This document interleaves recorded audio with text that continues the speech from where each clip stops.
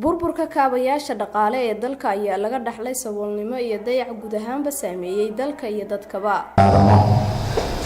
ganacsatada sharafta badan oo halkan fadhisa inay maskaxdooda tuujiyaan oo sidii bahda ganacsatada cilmigooda ay ugu dari lahaayeen qorshahan haddan horyaalo ah qorshaha horumarinta qaranka loo sameynayo markiisa ugu dambeysay doona deyn cafinta maxaa la yidhaha dalkan loo sameyn doono. dalkan waa ogtihiin deyn badan u qabaa, marka deyntaana la ka cafiyana waxaan awoodi doonaa inaan soo qaadano ama bangiyada adduunka qaadano lacag aan dalkeena ku horumarin karno oo kaabayaasha dhaqaalaha aan runtii wax looga qari doono insha allahu tacaala. halkaa ayay sabta ku haysaa. maxamuud ayaan soo dhaweynayaa. wadatashiga horumarinta qorshaha qaranka sagaalaad ee wareegga koowaad oo lagula kulmay ganacsatada Galmudug ayaa waxaa looga hadlay sidii loo horumarin lahaa dhaqaalaha Soomaaliya iyo gaar ahaan Galmudug muddada 5 sano ah ee soo socota.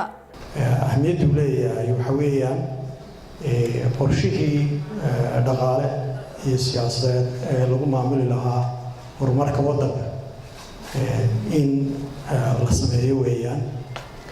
marka ilaa bisha 8aad ee sanadkan bay ay soconayaan qorshaha lagu dhisayaa.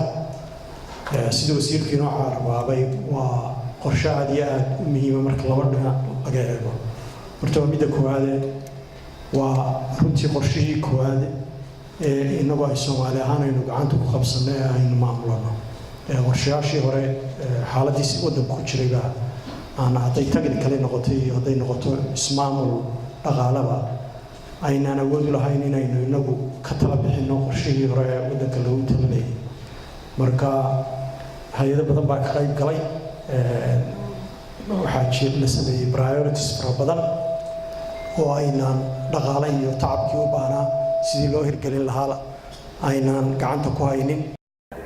himilada iyo ujeedooyinka qorshaha horumarinta qaranka sagaalaad ayaa ah in la ballaariyo waxqabadka dawladda dhexe iyo in la daboolo baahiyaha bulsho ee ka jira guud ahaan Soomaaliya.